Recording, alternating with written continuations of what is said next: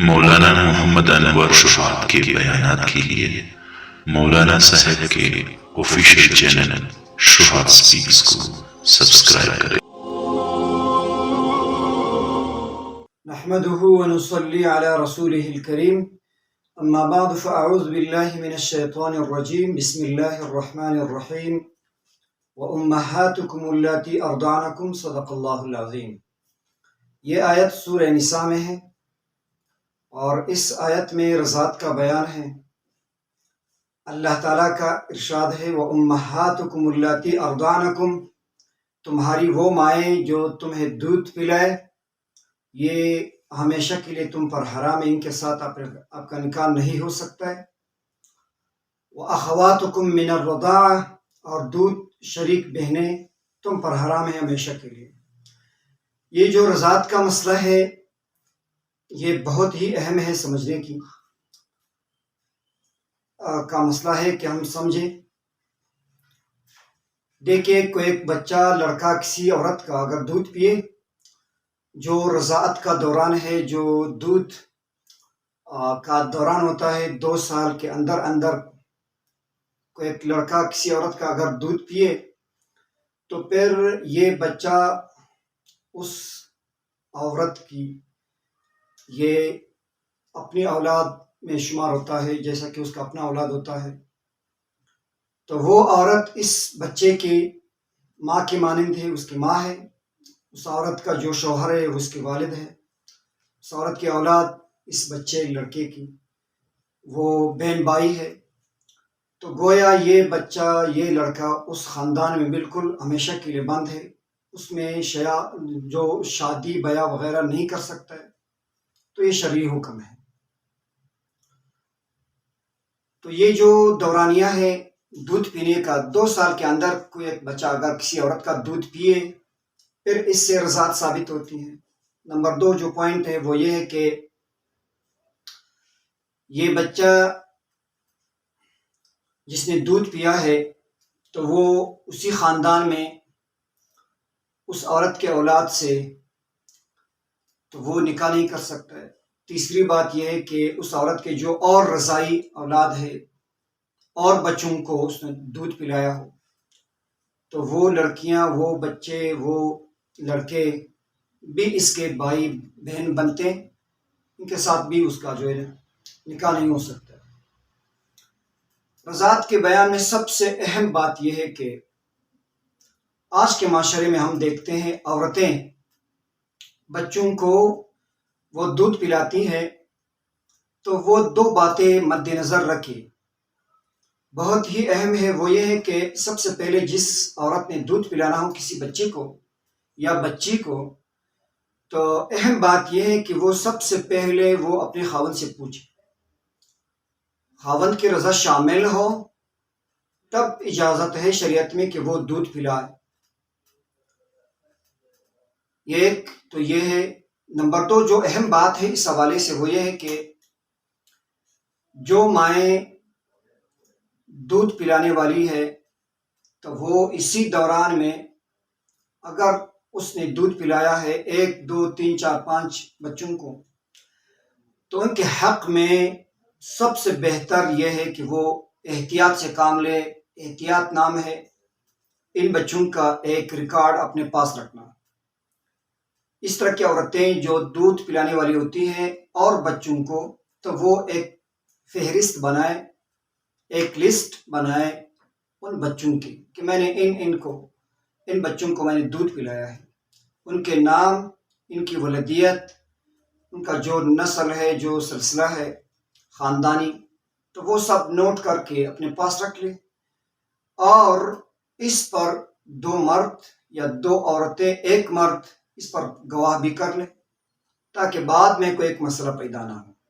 کیونکہ یہ جو گواہی کا ترتیب ہے وہ یہ ہے کہ بہت سے خاندان، بہت سے لوگ، بہت سے جوڑے میں نے دیکھا ہے کہ وہ یہ پوچھتے ہیں کہ میرے شادی کے 4-5 سال گزرے ہیں، اب ایک عورت وہ آ کر وہ یہ کہہ رہی ہے کہ آپ دونوں کو میں نے دودھ پلایا ہے، یا وہ یہ کہتی ہے کہ فلان عورت کو میں نے دیکھا ہے کہ اس نے تم دونوں کو دودھ پلایا ہے، تو تم دونوں بہن بھائی ہے، آپ کے جو رشتہ ہے وہ ناجائز ہے۔ تو اس طرح کے واقعات پھر پیش آتے ہیں۔ تو اس طرح کے واقعہ اگر کوئی عورت کسی کے خلاف اس طرح کی گواہی دے تو پھر اس کی گواہی معتبر ہے یا نہیں؟ اس میں دو باتیں بہت ہی اہم ہیں۔ ایک ہے احتیاط تقوی۔ احتیاط تقوی کا جو پہلو ہے وہ یہی ہے کہ اس کی بات مان لی جائے شروع میں اگر اس طرح کے واقعہ پیش ہو جائے اور اس کے پیچھے کچھ اور محرکات بھی نہ ہوں، آپ یہ بھی محسوس نہ کریں اس عورت سے کہ یہ ہمارے خلاف ایک سازش کر رہی ہے، تو یہ اگر نہ ہو تو پھر احتیاط کا راستہ اختیار کرنا چاہیے، تقوی کی جو دامن ہے اس کو پکڑنا چاہیے، چھوڑ دے اس طرح کے جو رشتے پھر وہ نہ کرے۔ لیکن اگر چند سال گزرے ہیں یا ابھی ہونے والی ہے دو جوڑوں کے بیچ میں شادی بیاہ، تو پھر ایک عورت اگر آپ کے علم میں ہے کہ یہ سازش کے تھرو ایک خاندانی جو آپس میں جو ایک دوسرے کے ساتھ جو پیچیدگیاں مسائل جو ہوتے ہیں کسی ایک وجہ سے وہ اس طرح کی کر رہی ہے، ایک عورت اگر کسی جوڑے کے بارے میں یہ کہہ دے، فیصلہ مسئلہ یہ ہے کہ پھر ایک عورت کی گواہی قبول نہیں ہوتی۔ اس طرح کے واقعات میں پھر دو عورتیں ایک مرد کی گواہی یا پھر دو مردوں کی گواہی قبول کی جائے گی، ایک الگ مسئلہ ہے۔ آپ جانتے ہیں کہ اسی حوالے سے میں ایک بات اور بتاؤں، فارن کنٹریز میں آج کل ایک مسئلہ ہے جو خارجی ممالک ہے، بیرونی ممالک ہے۔ سائنس کے بارے میں آپ جانتے ہیں کہ سائنس کی جو ترقی ہے انسان کے لیے آج کے دور میں خاص طور پر سائنس نے جو ان گنت بے شمار سہولیات فیسلٹیز مہیا کی ہے، تو اس کے ساتھ ساتھ آئے روز نت نئے مسائل، بے شمار مسائل پیدا ہو رہے ہیں۔ ان بے شمار مسائل میں سے ایک اہم مسئلہ وہ یہ بھی ہے، جیسا کہ بلڈ بینک ہوتا ہے، خون کا جو بینک ہے، اسی طرح آج کل ایک نیا اور بینک جو ہے سامنے آیا ہے، فارن کنٹریز میں ہے، وہ ملک بینک کے نام سے ہے۔ بہت سے خاندان کے لوگ اس طرح کے ہوتے ہیں کہ جب کسی کے ہاں لڑکا پیدا ہو، لڑکی پیدا ہو، تو پھر وہ 10-15 دن وہ رکھتے ہیں نرسری میں، شیشہ میں، تو اسی دوران پھر اس طرح کے بینک جو ہے ملک بینک، دودھ کا جو بینک ہے، اس کا قیام ابھی ہوا ہے، خارجی ممالک میں ہے۔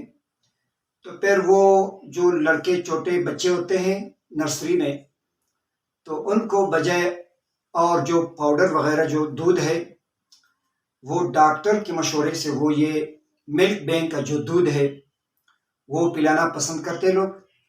حالانکہ اس میں ایک شرعی مسئلہ ہے، وہ یہ ہے کہ اس طرح ملک بینک میں مختلف قسم کی عورتوں کی، ایک نہ دو نہ 10 20 50 100 عورتوں کی دودھ اس میں خلط ملط ایک ہی جگہ پر جمع ہو کر پھر اس سے ایک ترتیب کے ساتھ وہ رکھتے ہیں، ایک ہفتے کے ڈیوریشن کے ساتھ، 4 دن کے دورانیے کے ساتھ وہ رکھتے ہیں۔ تو پھر وہ یہ دودھ اس طرح کے دودھ جو ہے نا یہ فروخت کیا جاتا ہے، نرسری کے بچوں کے لیے لے جایا جاتا ہے، ان کو یہ دودھ پلایا جاتا ہے۔ تو یہ جو مخلوط دودھ ہے یہ بالکل ناجائز ہے، کوئی اپنے بچے کو نہیں پلا سکتا۔ اس میں شریعت میں جو نسل کا جو حفاظت ہے، اس کا جو بقا ہے، نسل کا جو بقا ہے، اس سے بہت بڑا خطرہ ہے اس کو۔ آپ جانتے ہیں کہ ایک آیت میں اللہ تعالیٰ نے 3 چیزوں کی حفاظت کے حوالے سے ایک بات کہی ہے۔ اللہ تعالیٰ کا قول ہے کہ مسلمان کی صفت یہ ہے وَلَا يَدْعُونَ مَعَ اللَّهِ إِلَٰهًا آخر، شرک نہیں کرتے ہیں اللہ کے ساتھ۔ تو یہ مذہب توحید کی حفاظت کے لیے، کیونکہ انسان کو اللہ تعالیٰ نے عبادت کے لیے پیدا کیا۔ دوسرا جو ہے وہ ہے وَلَا يَقْتُلُونَ النَّفْسَ الَّتِي حَرَّمَ اللَّهُ إِلَّا بِالْحَقِّ، کسی انسان کو قتل نہیں کرتے۔ مسلمان کا صفت یہ ہے کہ وہ قتل نہیں کرتا ہے۔ کیونکہ جو جسم کا بقا ہے وہ انسان کا جو بقا ہے وہ جسم کے ساتھ ہے، تو اسی لیے یہ جو قتل یہ جو ہے یہ حرام ہے شریعت۔ تیسری بات یہ ہے کہ ولا یزنون، وہ زنا نہیں کرتے، مسلمان زنا نہیں کرتے، زناکاری۔ تو زناکاری سے جو ہے بہت سے مسائل پیدا ہوتے ہیں، ان میں سب سے اہم مسئلہ یہ ہے کہ نسل انسانی کی حفاظت کی پھر جو ہے حفاظت اس سے ختم ہو جاتا ہے۔ تو نسل انسانی کی بقا کے لیے تو یہ جو جائز طریقے ہے، جو شریعت میں نکاح ہے، شادی ہے، تو یہ نسل انسانی کی بقا کے لیے ہے۔ تو یہ آیت میں ہے کہ لوگ مسلمان وہ ہوتے ہیں جو زنا نہیں کرتے، تو اس زنا سے اللہ تعالیٰ نے کسی کو اگر منع کیا ہے تو سب سے اہم وجہ وہ نسل انسانی کا جو حفاظت ہے، تو اس لیے اللہ تعالیٰ نے یہ حرام قرار دیا ہے۔ تو اب یہ جو دودھ کا مسئلہ ہے، مخلوط دودھ جو ملک بینک ہوتا ہے، اس سے عورتیں دودھ لے جا کر نرسری میں اپنے بچوں کو اگر پلائے تو پھر یہ بھی پتہ نہیں چلتا کہ کس عورت کا ہے۔ اگر کوئی ایک مسلمان سوسائٹی ہے، غیر مسلم کی تو نن مسلم کی میں تو بات ہی نہیں کر رہا، میں مسلم جو سوسائٹیز ہے ان کے حوالے سے یہ بات کہتا ہوں کہ وہ نہ پلائے۔